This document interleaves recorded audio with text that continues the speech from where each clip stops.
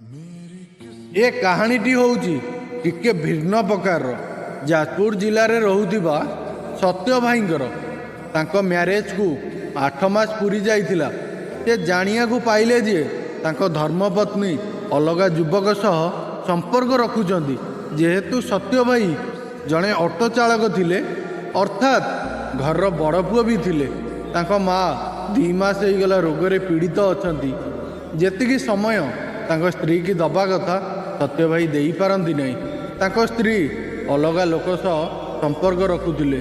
सत्य भाई तांको स्त्री की बदलैया पई बहुत चेष्टा कले किंतु तांको स्त्री सबुबले हाँ हाँ कहीदे सत्य भाई जेमती बाहर को जाती तांको स्त्री से युवक सह से शारीरिक संपर्क रखती। सत्य भाई जितेबाला बार बार जानिया को पाइले जे सेतबले को से डिवोर्स करने बाध्य हेले। आपण को जीवन तो खराब है ता सहित सत्य भाई जीवन भी खराब हो गला। भौणी आपणकर स्वामी थाई आपण जो करुले कौन ठीक करुले टिके विचार करंतु।